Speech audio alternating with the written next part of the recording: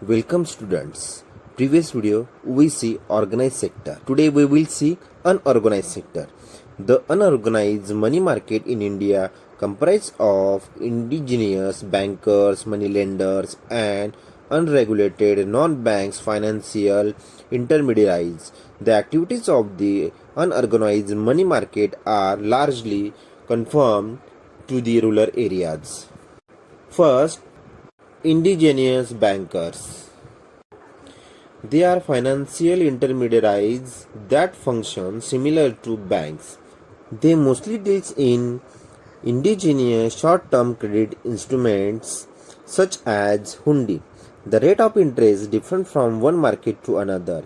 Indigenous bankers are mostly conform to certain social strata.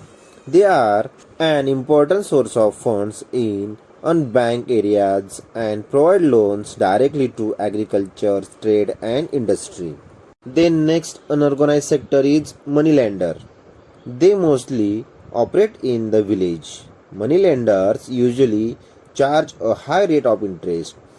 The loans provided by money lenders are for both productive and unproductive purpose. Agricultures, laborers, small and marginal farmers, artisans, small tenders, etc. usually borrow money from the money lenders. At present, the activities of the money lenders have been restricted by RBI due to their exploitative tendencies. Then next one, unregulated non-bank financial intermediaries. They include chip funds, nidhi, loan companies, etc. Under chip funds, members make regular contribution to the fund. Bids or draw are made on the basis of criteria mutually agreed upon by the members. Accordingly, the collected funds is given to the chosen member. Chit funds mostly operate in Kerala and Tamil Nadu. Nidhi is also types of mutual benefits funds thriving on the contribution of its members. Loans are provided to members at responsible rates of interest. Loans companies are financial companies. They provide loans to tender, small-scale industry and self-employed person. Being unregulated, they charge high rates of interest on loans. So student, we see next point, role of money market in India. The following points outline the role of the money market in India. First, short-term requirement of borrowers. Money market provide responsible access for meeting the short-term financial needs for the borrowers at realistic prices. Second one is liquidity management. Money market is a dynamic market. It facilitates better management of liquidity and money in the economy by the monetary authorities. This in turn leads to economic stability and development of the country. Then third one, portfolio management.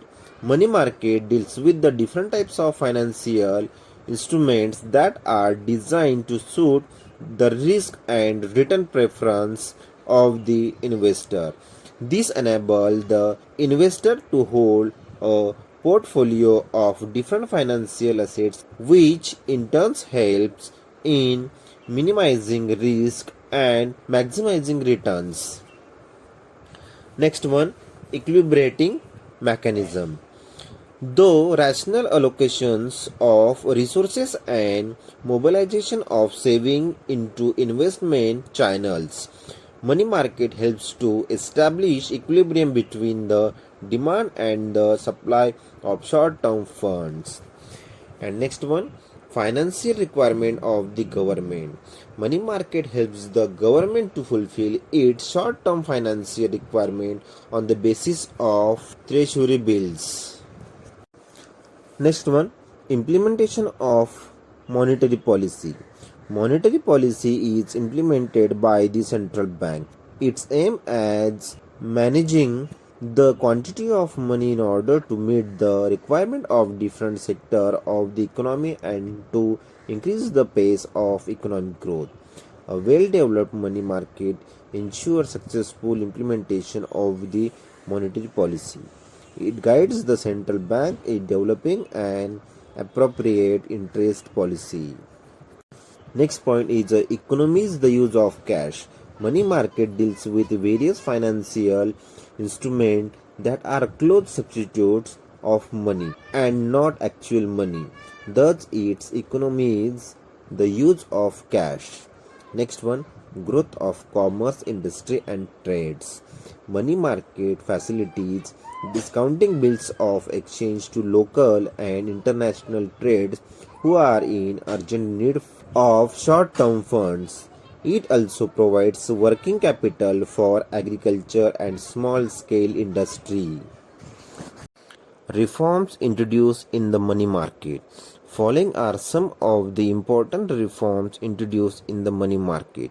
First, introduction of new instruments such as treasury bills of varying maturity periods, commercial papers, certificate of deposits, and money market mutual funds. Second one is RBI repos and reverse repos were introduced under the liquidity adjustment facilities. Next one, interest rate to be largely determined by market force. Next one, National Electronic Fund Transfer and Real-Time Gross Settlement were introduced as an improved payment infrastructure.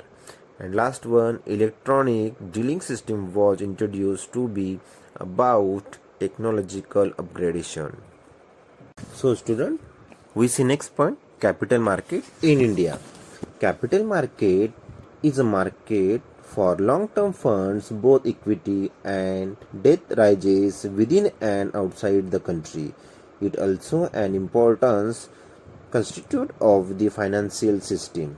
Development of an effective capital market is necessary for promoting more investment as well as achieving economic growth. The demand for long-term funds come from agriculture, trade and industry. Individual savers, corporate savings, banks, insurance companies, specialized financial institutions are the suppliers of long-term funds. The capital market in India companies of the gilt-edged or government securities market, industrial security market, development financial institutions and financial intermediaries.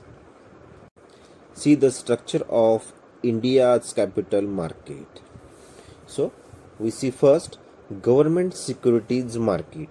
It is also known as gilt-edged market. It deals in government and semi-government securities. Such securities carry a fixed rate of interest.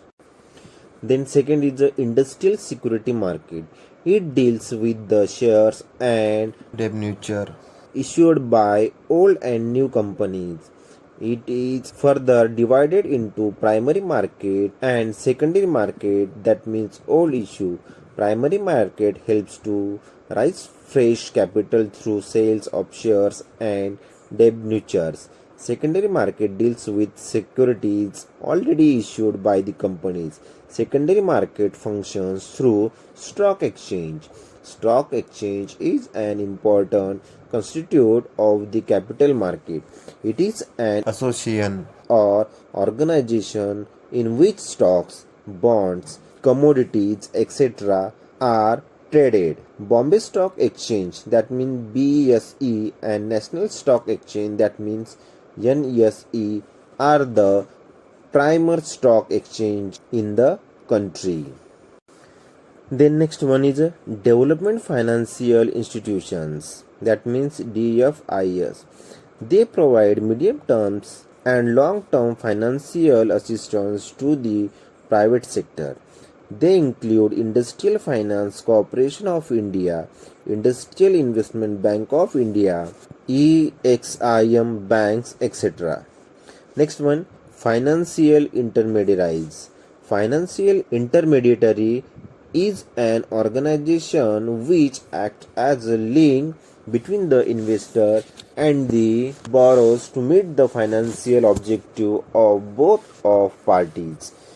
The consist of merchant banks, mutual funds, leasing companies, venture capital companies, etc.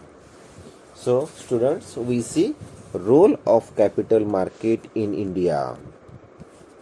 First, mobilize long-term saving.